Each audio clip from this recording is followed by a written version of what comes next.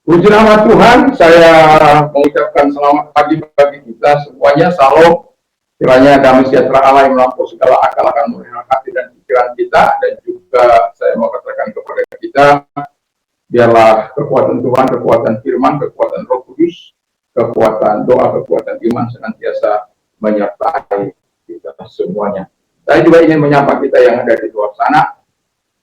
Salam Indonesia, salam Nusantara, dan salam sampai Merauke, dari Miangas sampai Pulau Rote.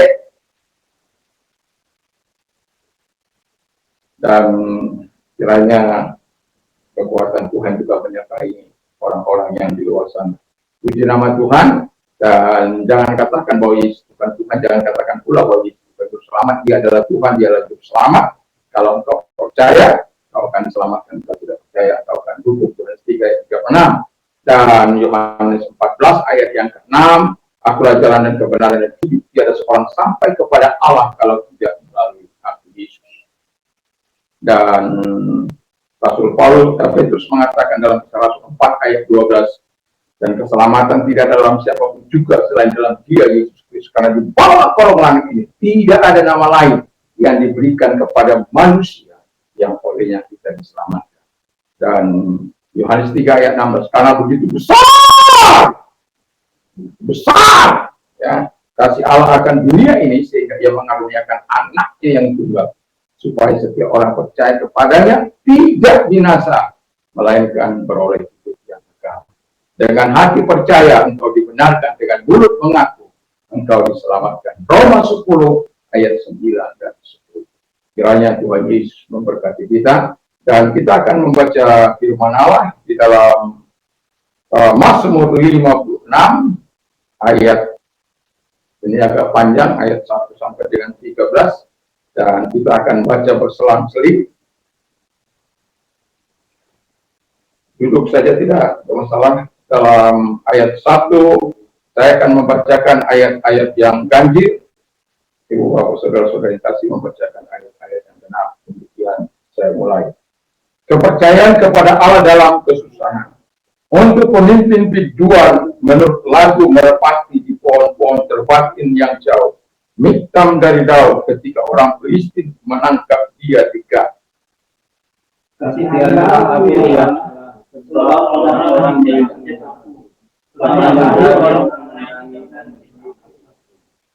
seteru-seteruku menginjak aku sepanjang hari. Bahkan banyak orang yang memerangi aku dengan sombong.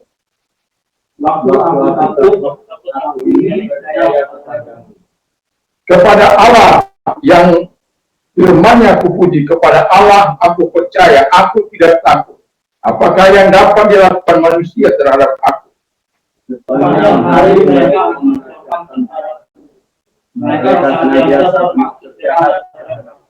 Mereka mau menyerbu, mereka mengintip, mengamat-amati langkahku seperti orang yang ingin mencabut nyawaku.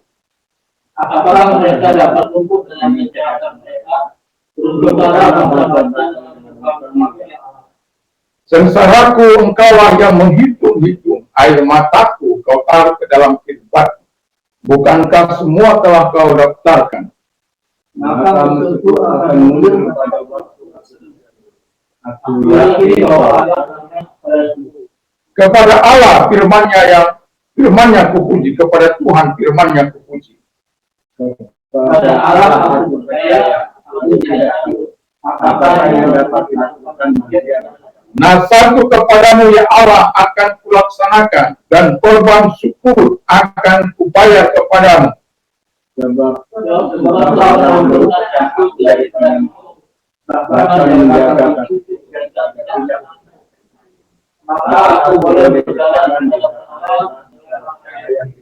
Diberkati orang-orang yang percaya terhadap firman. Puji nama Tuhan.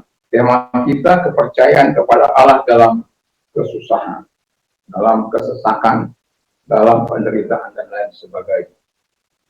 Dan tentu tidak enak dalam masa-masa seperti ini.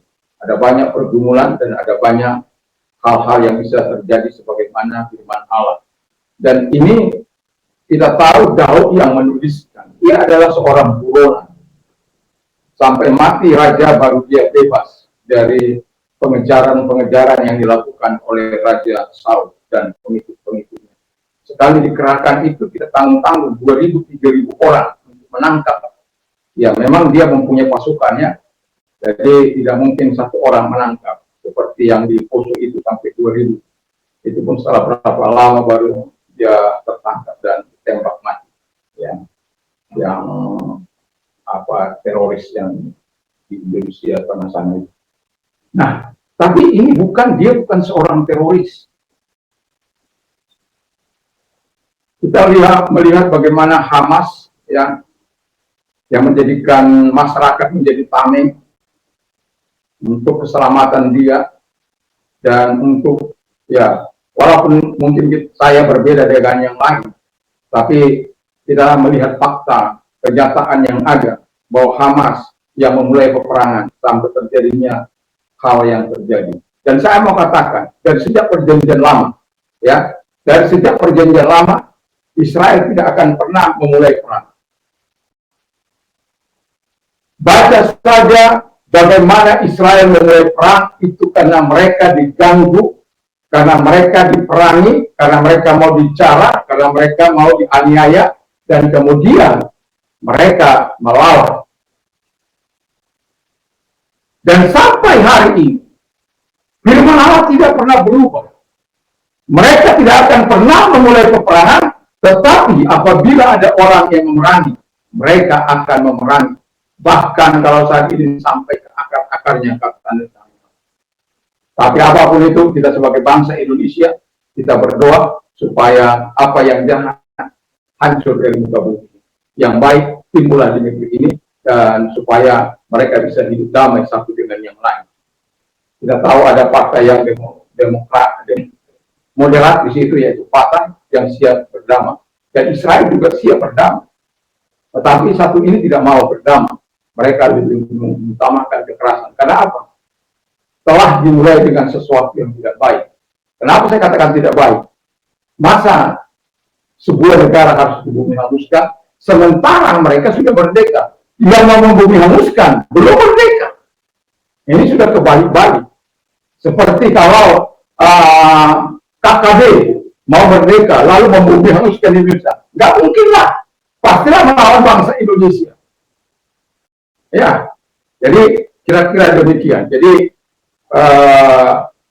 kita doakan supaya Israel tetap sehat, kuat, diberkati oleh Tuhan. Karena firman Allah, jangan kau mengutuki Israel, tapi berkati maka engkau akan diberkati. Dan puji nama Tuhan. Dan saya juga ingin mengatakan kepada kita, mari kita terus berdoa supaya tidak ada pertempuran perkelahian. Tapi memang firman Allah katakan, bangsa bangkit melawan bangsa, kerajaan bangkit melawan kerajaan. Itu sudah tidak bisa dinafikan dalam akhir zaman, dalam datang menjelang kedatangan Tuhan. Tapi itu belum seberapa. Ya, kita masuk. Nah, jadi kita tahu bahwa Daud ini seorang buah. Bukan karena dia melakukan yang jahat. Hanya karena perkataan masyarakat Israel, orang-orang Israel pada waktu itu. Ketika dia memenggal kepala daripada si Goliat atau Goliat itu. Lalu kemudian orang bernyanyi bahwa Saul membunuh beribu-ribu, tapi Daud membunuh berlaksa-laksa. Wah, ini sesuatu yang tidak menyenangkan bagi Saul.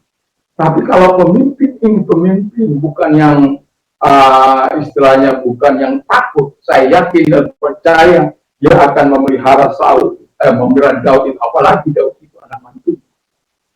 Tapi kenyataannya tidak. Ini berbahaya bagi kerajaan saya. Ini pasti menghancurkan kerajaan saya. Loh. Itu Saul yang menyerumani.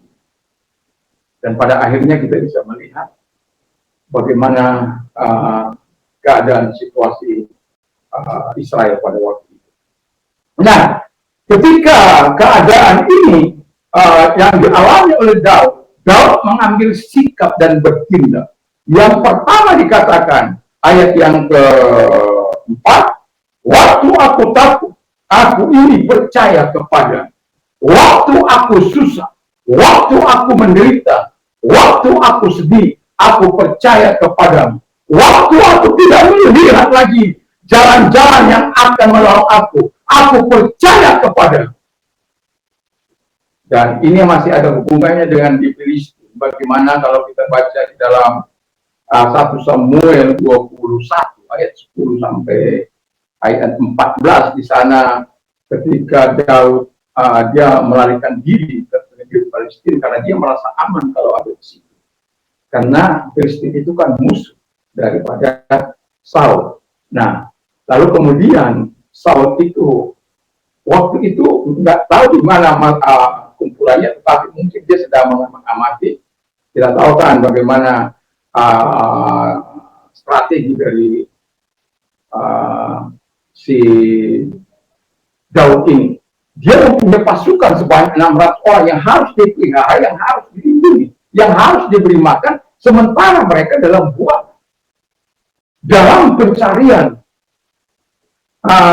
kerajaan, dan itu sangat tidak menyenangkan. Dan ketika dia sampai di sebuah kerajaan yang bernama rajanya Akis itu, apa yang terjadi? Oh, ini dia orangnya ini, yang orang bernyanyi 3.000 orang Daud membunuh beribu-ribu, Saul membunuh beribu-ribu, Daud membunuh beribu. Ini dia orang ini. Dia dengar, lalu dia menjadi seperti orang itu. Dalam waktu yang relatif, dia bisa membawa perannya seperti orang sini. Nggak tahu bagaimana sudah lukanya dibuang apa jenggotnya.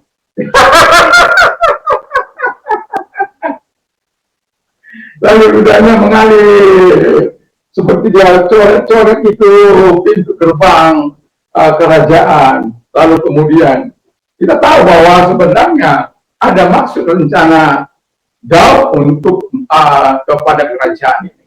Kita tahu bahwa kemudian dia akan masuk dalam kerajaan ini dan diberi tanah di Ziklag, ya. Tetapi pada waktu itu karena dia baru pertama kali bertemu, belum masuk strateginya, akhirnya dia seperti orang gila. Dan raja bilang, apakah aku kekurangan orang gila? Udah, suruh dia pergi.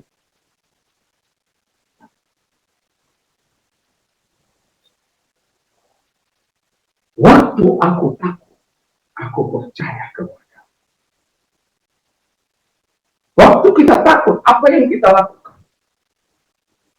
Waktu kita cemas, apa yang kita lakukan? Waktu kita susah, apa yang kita lakukan? Waktu kita menderita, apa yang kita lakukan? Waktu kita sakit, apa yang kita lakukan? Daud mengatakan, aku percaya kepada Allah. Apa yang dapat dilakukan manusia terhadap aku? Aku tidak takut. Sekalipun raja mengejar dia, orang-orang yang mengenal dia, tentulah menginginkan dia.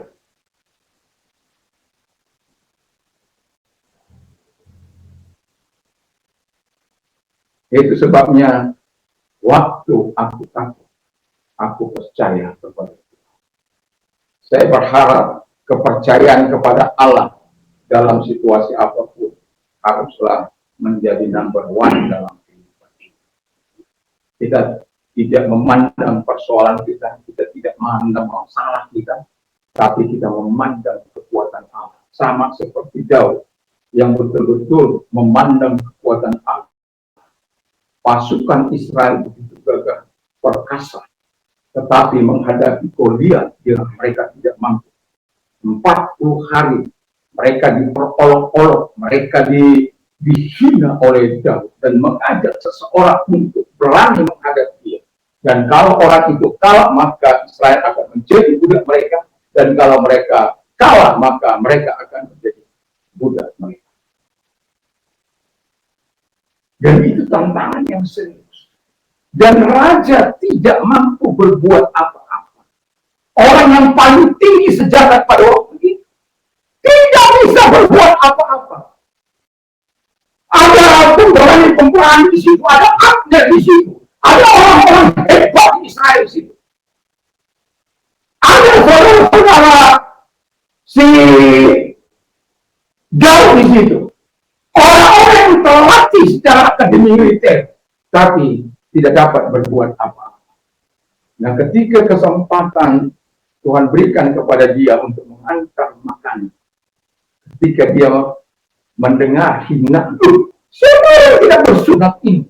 Banyak sekali dia menghantar, mengolok anak Israel. Siapa dia itu? Dia belum tahu keadaan Israel pada waktu itu. Bagaimana ketakutan Israel, bagaimana ketakutan raja, bagaimana ketakutan para perwira-perwira tinggi pada waktu itu, termasuk prajurit-prajurit itu. Tidak ada seorang pun yang berani maju. Apa yang terjadi? Oh, begini diceritakan. Bahwa itu yang besar, itu yang begini itu. Dia bilang begini, kalau ada orang yang maju, kalau dia kalah, maka rakyatnya akan menjadi budak. Kalau Israel kalah, dia harus budak. Daud katakan, biarkan aku maju. Orang takut, dia minta maju. Itu sebabnya, kalau ayat ini lahir, waktu aku takut, aku percaya kepada Tuhan. Itu bukan secara kebetulan. Dia sudah banyak kali mengalami masa-masa sulit, masa-masa penderitaan sebagai pengembala pada waktu itu. Berulang, harimau, dan lain sebagainya. Binatang yang coba mengambil ternaknya akan dibunuh oleh dia. Dan itu tidak main-main. Dan itu sebabnya dia berkata, orang ini pun akan menjadi salah satu dari korban-korban yang telah dibunuh.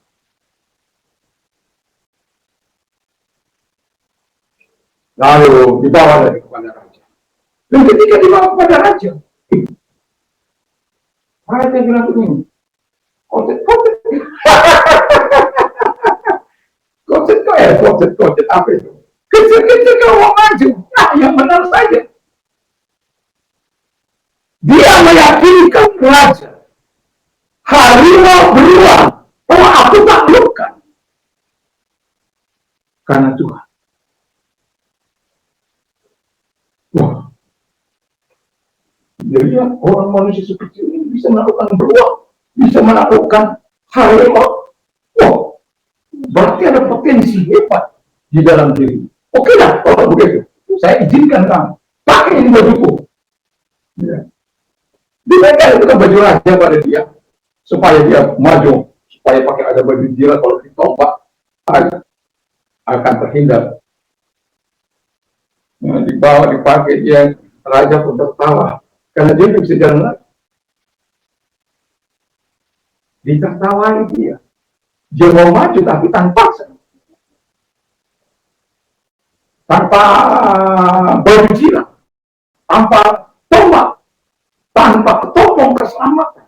Wah, raja khawatir. Tidak, biarkan saja saya. Lalu kemudian karena tekad dari Daud ini sudah pasti, maka dia diizinkan. Dan kita tahu apa yang terjadi di dalam medan pertempuran sempat terjadi dialog. Anda bisa baca dalam 1 Samuel 7. Kamu mendatangi aku dengan lembu dan tombak, tapi aku mendatangi engkau dengan nama Allah Israel yang besar itu, yang kau tantang dan kau bilang, hari ini juga aku akan memenggal kepala. Bayangkan, hari ini juga. Apa nggak balas ini yang sudah terlatih ini langsung dihembuskan itu tombaknya, tapi dia dapat menembak. Kesempatan bagi dia sebelum ambil tombak kan harus ada, atau penyerang tombak kan harus ada orang yang menyerahkan tombak kembali. Dia mengumban alih-alih dan sekali tembak saja, atau sekali Ya kalau dulu itu kami di kampung biasa itu, dan hal kita lepas satu meluncurlah batu. Tapi kita lebih sering menggunakan ketapel daripada alih-alih. Nah, dan pada akhirnya mati lagi. Disitulah mulai perkara itu. Ketika pulang, raja tidak mendengar. Bahkan anaknya Yonatan pun mau dibunuhnya karena membela. Yang enggak membela musuh. Anaknya, anak kandung. Mereka telah mengadakan perjanjian, persahabatan yang begitu luar biasa. Dan kalau ada rencana-rencana jahat dari ayahnya untuk mengundang dia supaya di situ dia bisa membunuhnya, tapi selalu dibocorkan oleh si anaknya. Sampai Yonatan berkata, kau akan menjadi orang nomor satu, menjadi raja di negeri ini, tapi aku akan menjadi orang nomor dua. Saking persahabatan yang begitu luar biasa di antara mereka. Dia tidak memandang Daud sebagai musuh, tapi dia memandang Daud sebagai orang hebat yang dia tidak miliki, yang orang lain tidak miliki. Tapi ayahnya sebagai seorang raja berpikiran licik, berpikiran kritis, dan pada akhirnya selama kehidupan daripada raja, dia mengalami sepanjang hidupnya menjadi buron. Itu sebabnya dia mengambil sikap untuk terakhir kalinya. Kalau begini caranya, aku tidak akan mungkin lagi hidup di negeri itu sendiri. Aku akan pergi ke negeri Kristi, dan kemudian dia di situ menjadi dia berdamai dengan Akis, dan kemudian dia diberikan ziklat, dan kemudian dia tidak membunuh orang-orang Israel, tapi dia membunuh orang-orang Kristen yang jauh, dan tidak satu orang pun dibiarkan. Selama 1 tahun lebih dia melakukan itu. Kalau ditanya oleh raja, apa yang kamu lakukan? Oh, saya sedang menyuruh orang-orang Israel ini di sana. Dan raja percaya, raja kan itu percaya. Ya. Ya, saat waktu aku takut, aku percaya kepada Tuhan. Doa dan harapan saya. Saat kita cemas, saat kita takut, saat kita mengalami permasalahan, biarlah kita percaya akan pertolongan Tuhan. Biarlah kita percaya akan kebaikan Tuhan. Biarlah kita percaya akan kemurahan Tuhan. Biarlah kita percaya akan pertolongan Tuhan. Yang kemudian, sikap yang diambil dan tindakan yang kedua, yang tidak kalah seru. Di ayat yang ke-9 dan 10, saya rangkum dengan sebuah kata.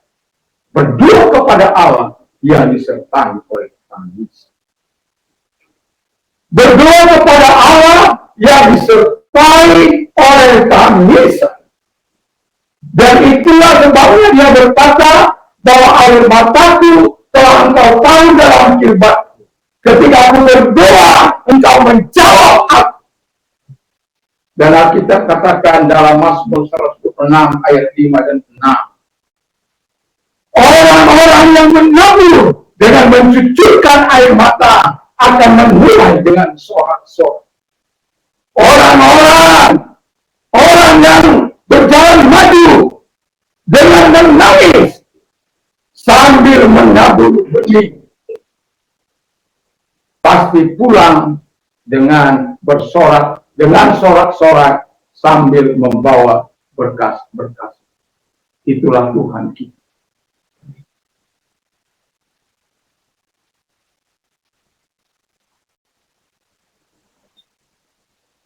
Saya sedang mencucurkan air mata hari-hari ini.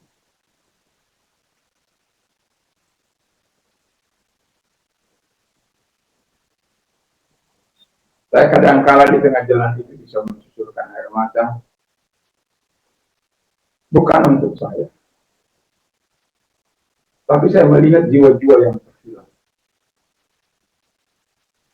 Saya berjalan dari sini setiap kali saya berjalan,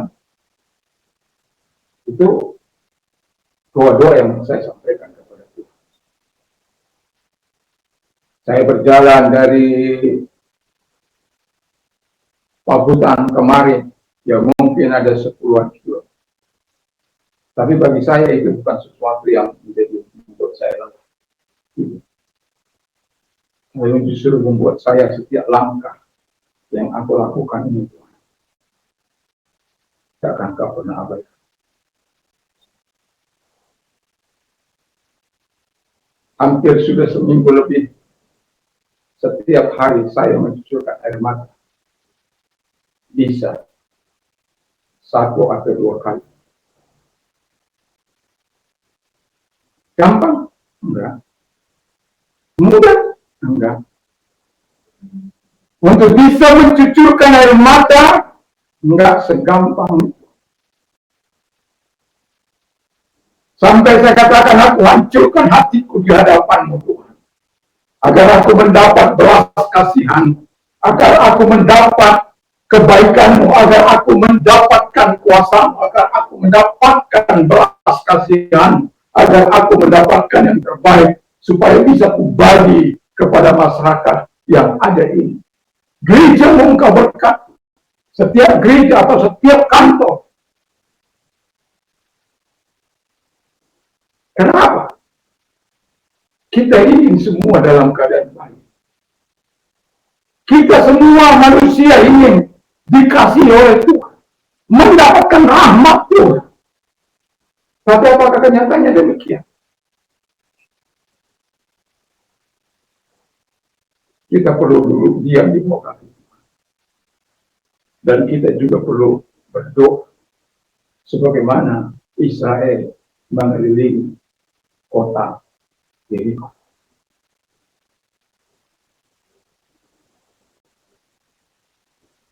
Seperti saya katakan ketika saya menangis di sungai, saya mengatakan kepada Tuhan, kemana mereka? Saya tahu memang, tapi apakah Tuhan akan biarkan demikian?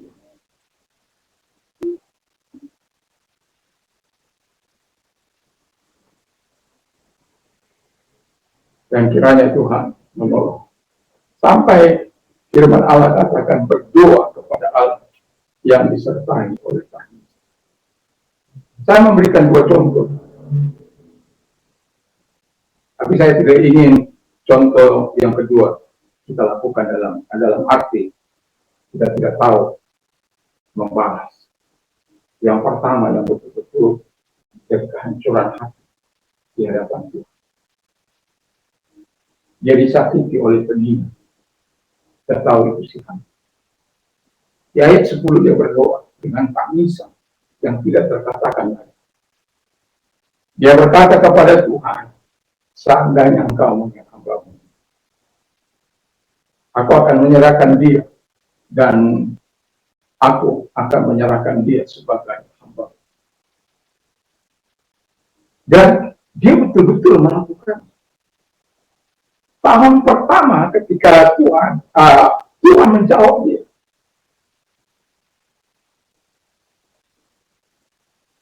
Karena tangisan di hadapan Allah.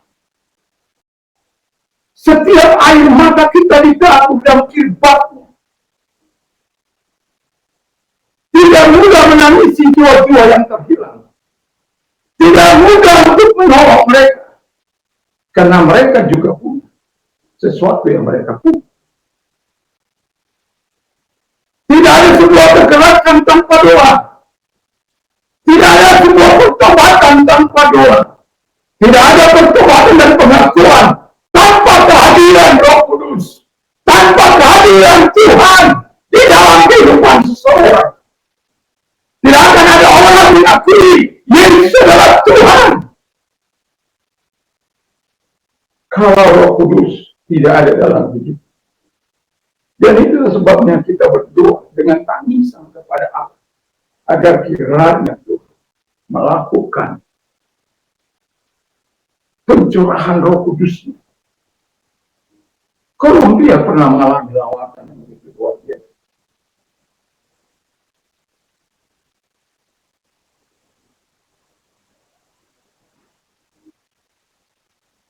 Saya mau katakan kepada kita, biar kita, mungkin kita nggak sampai berjalan jauh, tapi doa kita bisa berkeliling.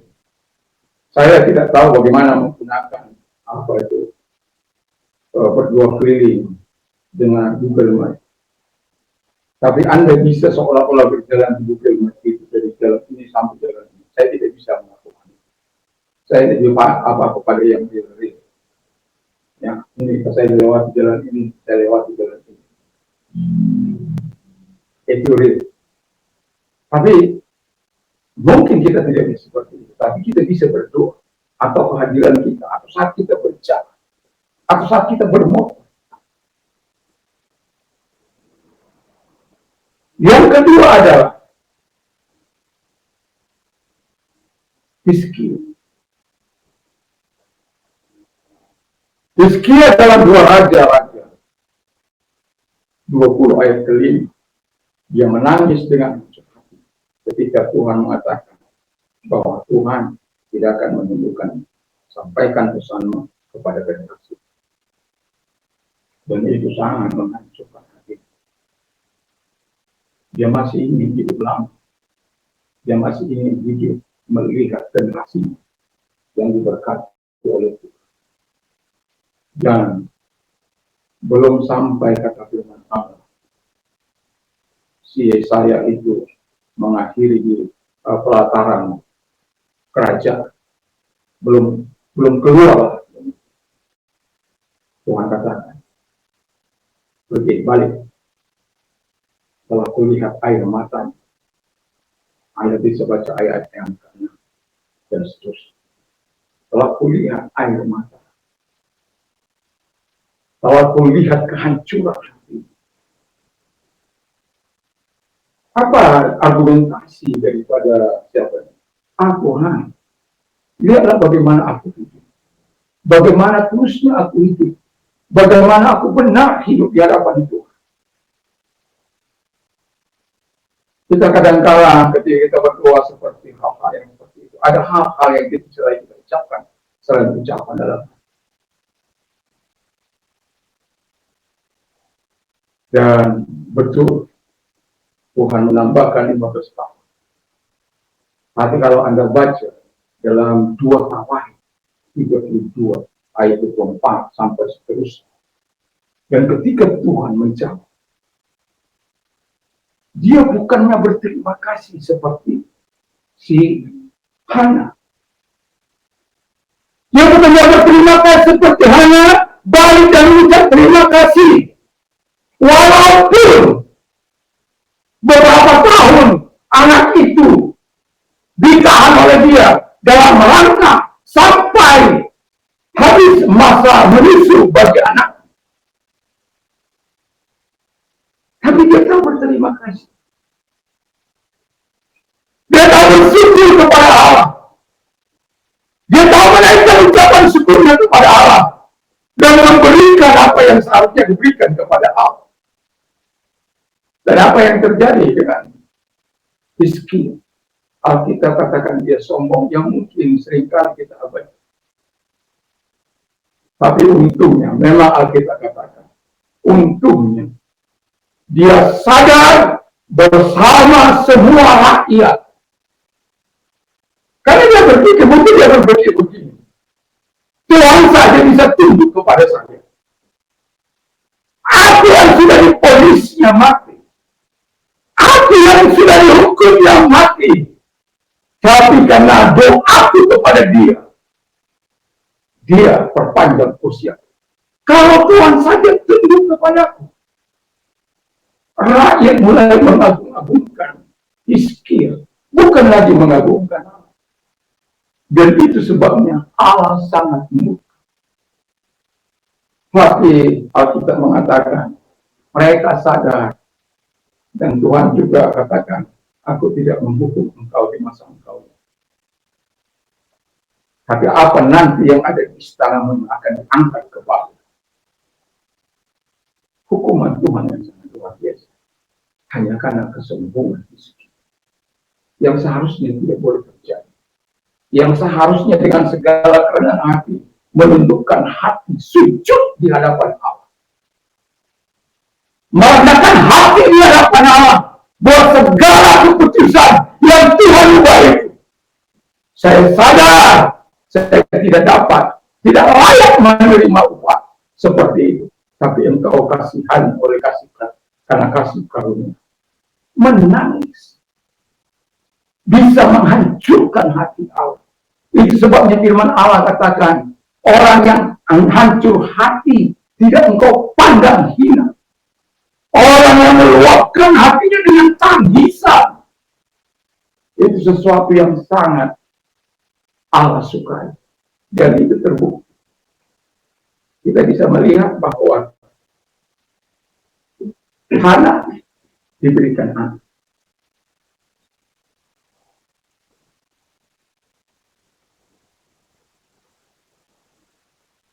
Sikap yang ketiga adalah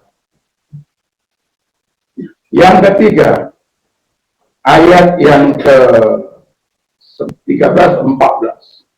Saya akan rangkumkan. Jauh mengambil sikap dan bertindak, melaksanakan nazar dan membayar ucapan syukur. Kita melihat kembali kepada ini si Hana. Ayat 11, dia berdoa dengan tangisan. Ayat 21, setahun kemudian Tuhan menjawab. Itu ada diagnosa.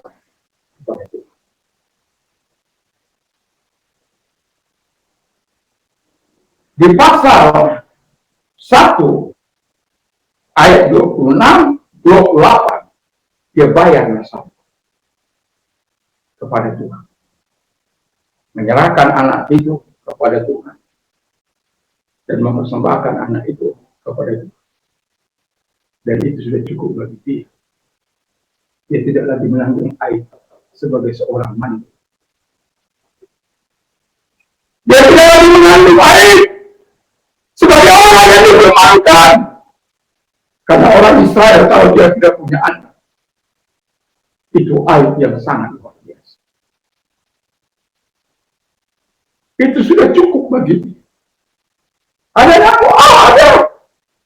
Seperti Hana, ada anakmu, ada. Begitu ada anakmu, ada. Tapi dia lebih mengagumkan anaknya daripada Tuhan. Itu si Penini.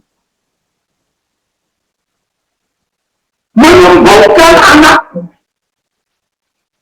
yang tidak perlu disombongkan. Bukan kita tidak perlu bangga punya anak. Penina pada akhirnya menyakiti orang-orang di sekitar, termasuk Hana. Dan apa yang terjadi setelah dia bayar?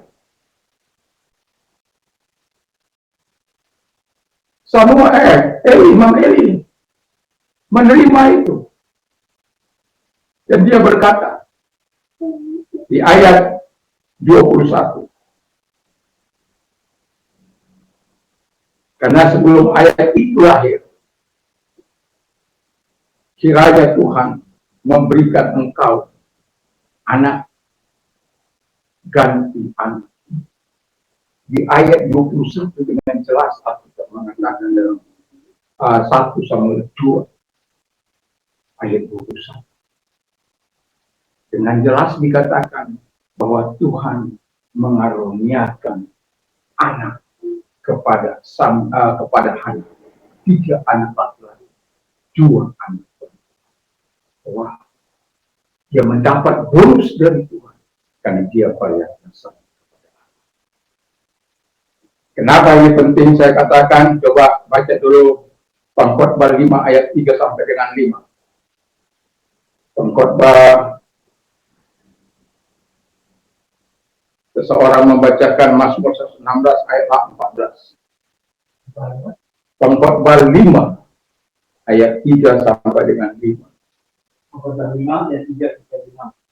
Kalau engkau bernazar kepada Allah, janganlah menunda mendapatinya, karena ia juga senang kepada orang-orang yang bodoh. Tepatilah nazarmu. Lebih baik engkau tetap bernazar daripada bernazar kalau tidak mendapatinya. Janganlah menurutmu bahwa engkau berbuat dosa, dan janganlah berkata di hadapan Allah bahwa engkau pulang.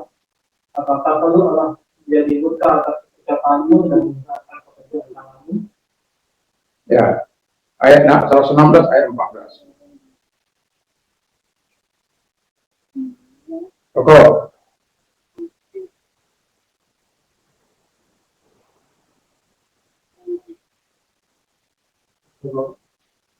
Mazmur 116 ayat 14.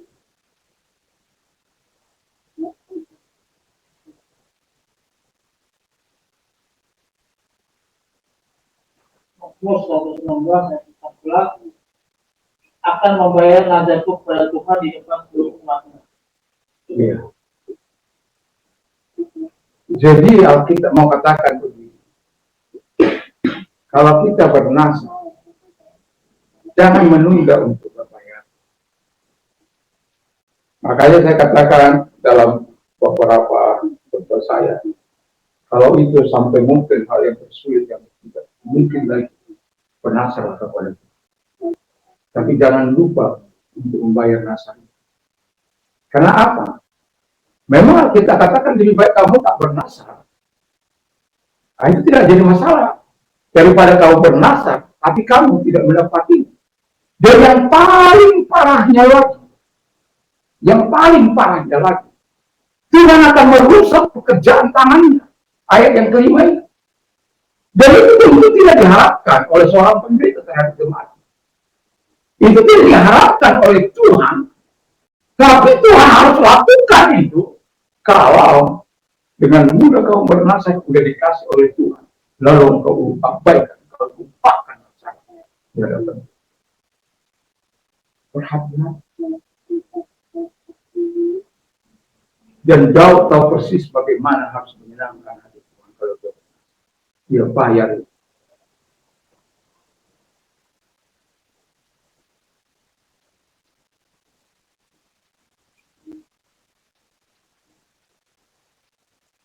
Saya masih bisa bersyukur karena sampai hari ini belum selesai.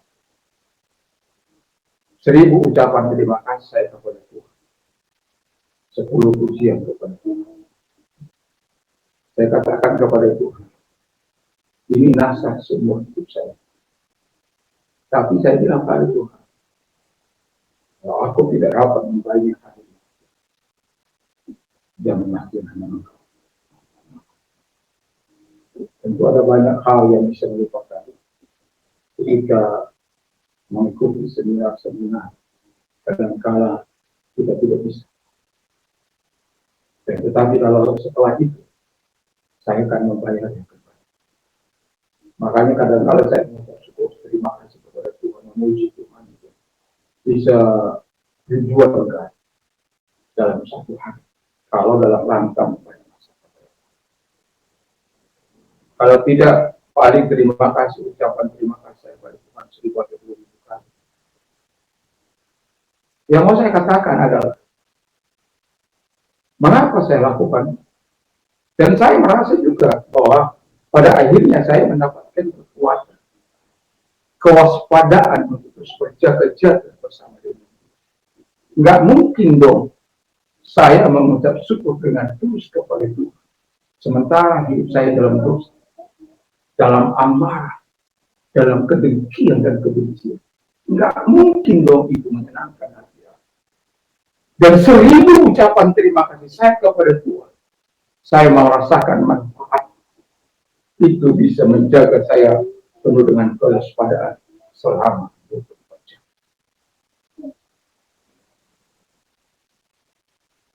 Tadi pagi saya bilang sama anak saya, senangkan hati Tuhan. Saya sudah jauh malam. Pagi-pagi sudah datang kepada Tuhan. Saya mengerjakan tugas saya sebagaimana yang harus terjadi. Tidak mudah mendisiplinkan diri. Mencuci, menyetrika, tidak mudah. Karena itu memang tidak banyak. 10-20 menit selesai memberikan. 10-20 menit selesai menit. Karena saya tidak pernah menunda ujian. Dan itu saya lakukan setiap hari. Dan saya berharap tidak ada lagi ujian saya, tidak ada lagi yang disetrika.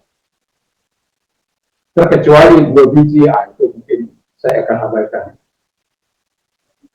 Tapi kalau sampai namanya 5-6 potong, itu tidak akan saya abaikan. Tiap pagi itu habis berdoa saya selesaikan, baru mencuci, lalu kumpul di sini. Apa gampang? Tidak. Tapi jauh sebelumnya saya katakan kepada Tuhan, jam berapapun saya tidur di hadapan Tuhan, berikan saya itu. Saya tidak butuh lagi waktu berjam-jam untuk bisa tidur. Tidak butuh lagi. Di tengah malam ini, saya hanya butuh di sini Tuhan. Dan ketika di sini Tuhan itu, saya bisa bangun pagi-pagi dan bisa melaksanakan kita. Saya bilang, sebab apa? Saya sudah minta terlebih dahulu kepada Tuhan. Itu sebabnya nggak ada ngantuk-ngantukan di situ. Kalau kesadaran kita datang kepada Tuhan, Tuhan memberikan energi, Tuhan memberikan kekuatan kepada kita, Tuhan memberikan kemampuan kepada kita. Untuk apa? Menyenangkan hati Dia. Bukan saya manusia super, tidak. Tapi saya berani merendahkan diri di hadapan Tuhan. Di hadapan Dia, merendahkan hati, datang di hadapan Tuhan. Tidak mudah mendisiplinkan diri. Tapi saya yakin dan percaya Tuhan akan menolong kita.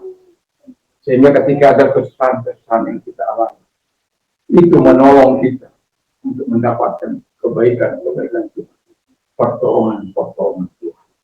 Dan Alkitab katakan tadi membayar nasar sudah, lalu kemudian mengucap syukur. Dan Mazmur 138 ayat 1 berkata, aku hendak bersyukur kepadamu dengan segenap hatiku. Di hadapan para Allah, aku akan bermazmur bagi. Jadi bersyukur itu bukan kaling-kaling, bukan hanya sekedar lip service, tapi dengan segenap hati. Karena apa? Kita mencintai Tuhan, kita mengasihi Tuhan. Pagi ini mungkin saya mengatakan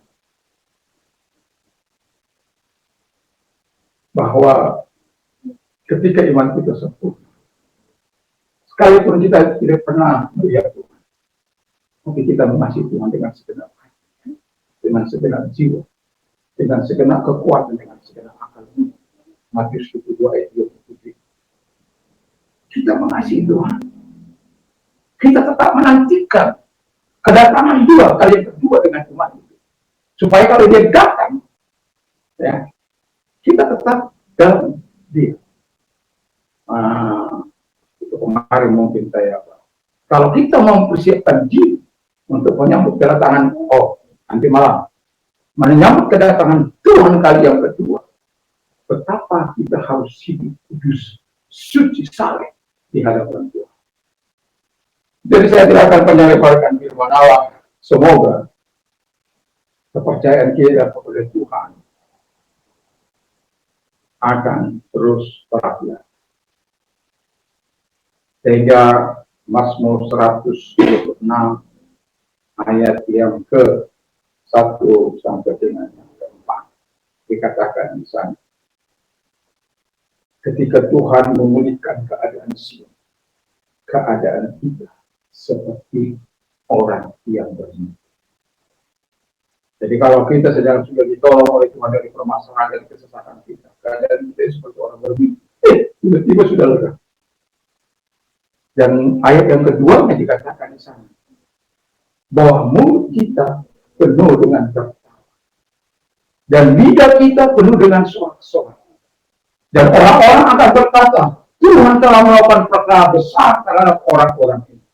Dan ayat yang ketiga, Tuhan telah melakukan perkara besar kepada kita. Pulihkanlah keadaan kami, pulihkanlah keadaan kami seperti memulihkan tanah, memulihkan tanah kering di tanah ini. Jadi Tuhan memulihkan keadaan kita. Tuhanlah yang akan menolong kita dalam keadaan apapun. Tapi ingatlah ayat kelima dan keenamnya saya mau ulang kembali. Orang-orang yang menakut. Ini sama sebenarnya keadaan. Ya, situasinya sama. Orang-orang yang minta pertolongan dari Tuhan.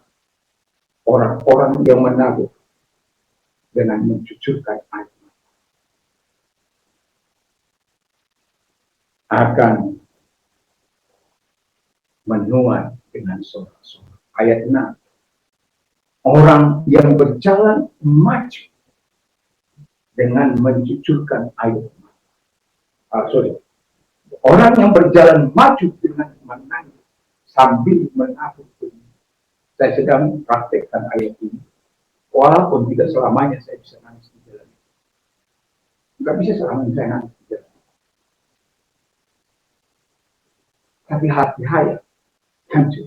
Walaupun tidak sampai mengeluarkan air mata. Tapi ketika saya mengeluarkan air mata, saya akan berhenti. Mau di jembatan kah itu, mau di pinggir kali kah itu, atau ya saya lihat berapa kali di jembatan. Karena saya bisa menatap kalau yang begini ke arah laut.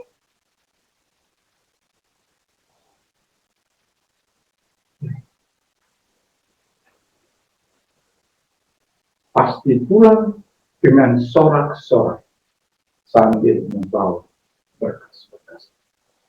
Saya ingin membawa berkas-berkas saya di hadapan Tuhan. Saya tahu bahwa Tuhan tidak akan apa. Tuhan akan menolong. Walaupun dimimpi di sana itu 2034 akan menjadi Kristus. Kenapa cukup banyak? Melihat latar belakang orang-orang para penuai, ada yang 44 tahun, ada yang 50 tahun, ada yang 25 tahun. Saya berpikir di dalam kedewasaan itulah ini ada yang tidur.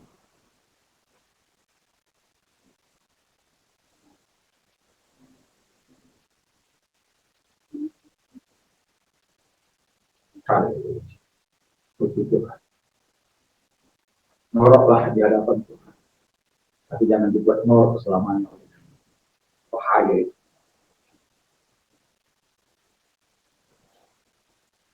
Ya, jadi kita sebagai orang yang percaya kepada Tuhan, mari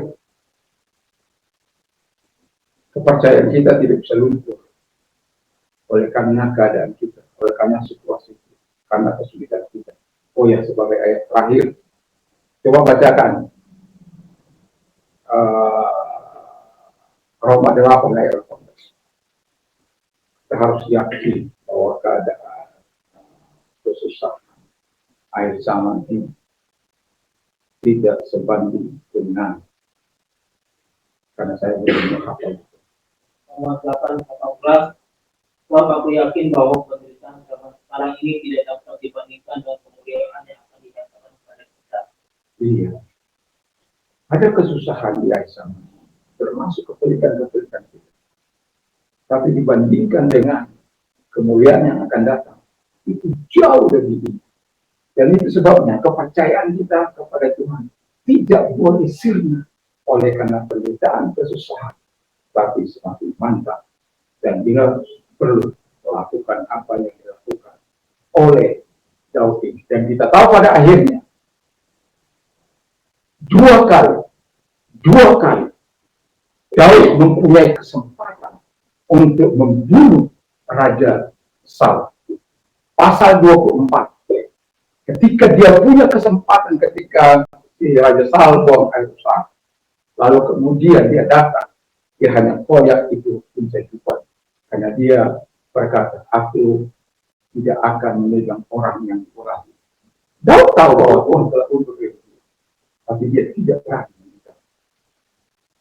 Lalu dikatakan, Rajaku, kenapa engkau mengejar anjing ini? Kutu ini.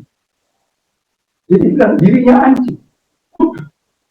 Pasal itu, pasal 24, pasal 26. Tuhan berikan kesempatan di tengah-tengah masyarakat, di tengah-tengah rakyatnya, dia tertidur di tengah-tengah. Tapi dia sempat bisa mengambil kendi raja dan tombak raja. Dan Abisai bilang begini, sudah izinkan aku Tuhan untuk menunjukkan satu kali saja kepada raja, maka selesai. Raja bila Saul bila katakan, jangan, itu orang yang durhaka. Kok berani-beraninya kamu menyentuh orang yang durhaka? Sudah, nanti kalau dia mau mati, itu urusan Tuhan. Mau mati karena tuannya kah? Atau mau mati dalam peperangan kah? Ternyata dia mati dalam peperangan.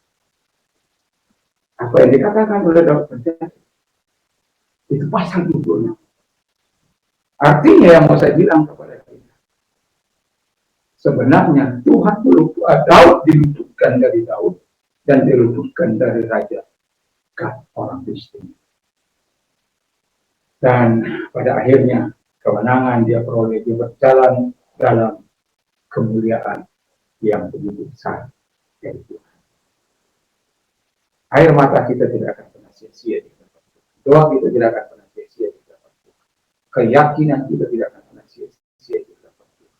Nasar yang kita bayar, nasar yang kita ucapkan lalu kita bayar, ucapan syukur, Alkitab katakan kita harus serahkan juga kepada Allah.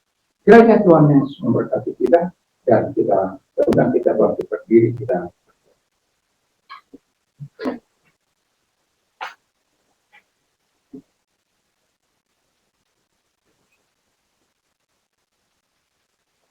kami bersyukur, berterima kasih kepada Tuhan. Ini tanggal 20 Oktober. Ini adalah awal transisi pemerintahan dari yang lama kepada yang baru. Kami tidak tahu kan terjadi jam berapa.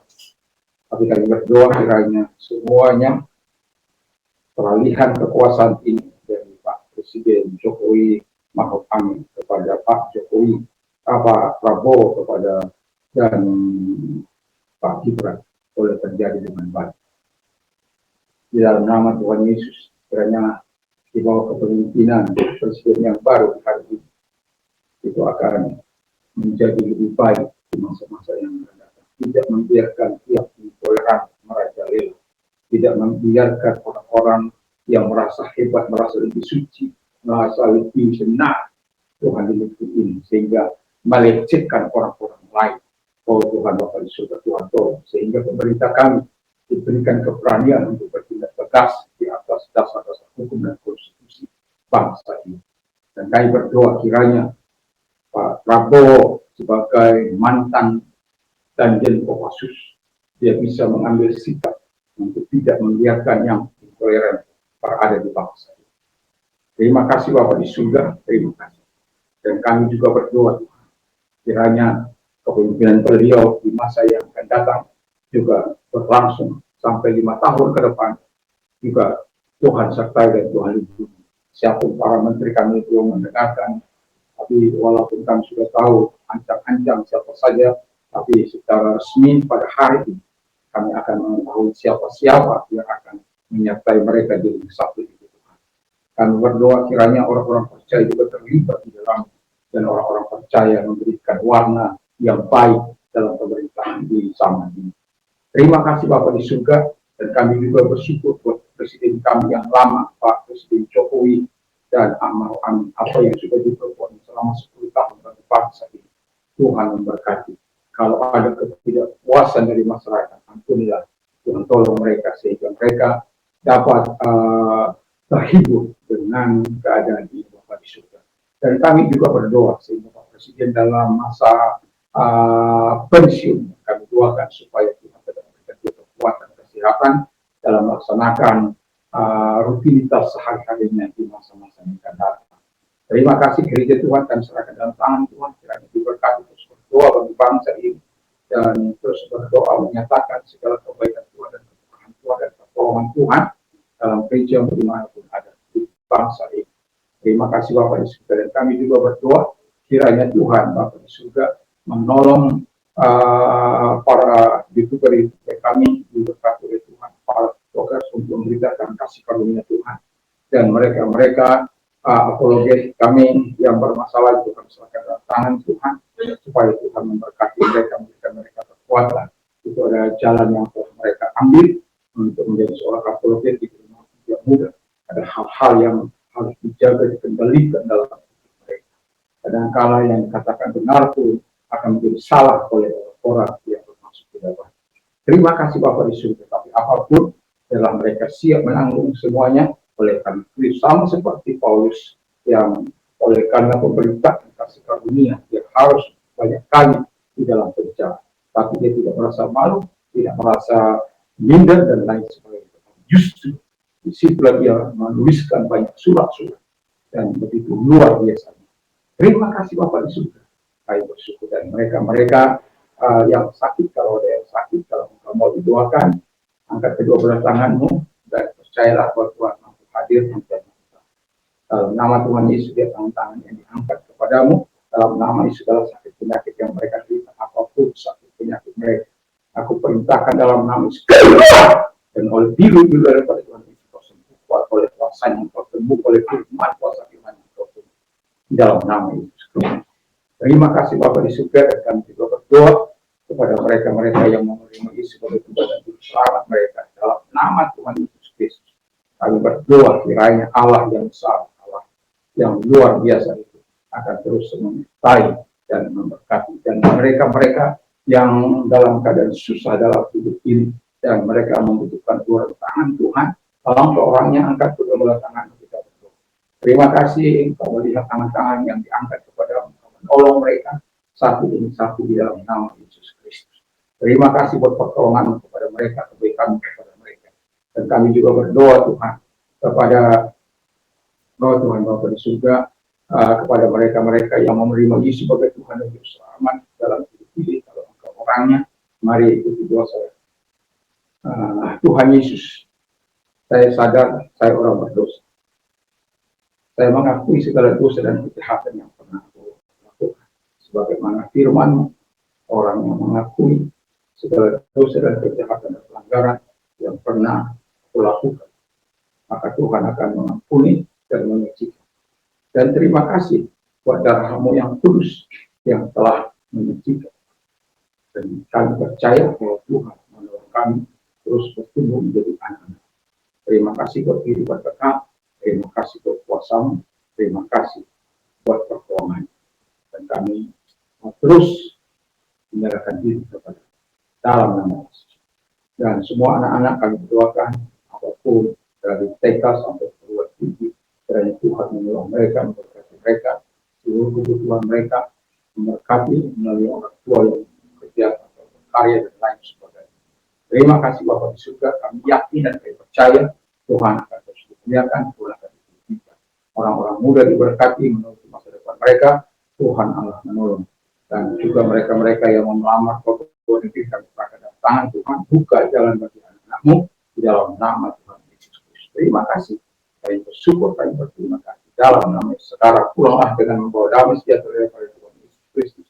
Kecintaan Bapa dalam surga, persekutuan kuat kuasa Roh Kudus menyertai, menolong, memberikan kekuatan, energinya, kuasanya kepada setiap kita dalam hidupnya. Di dalam nama Yesus kami berdoa dan bersyukur. Haleluya. Amin.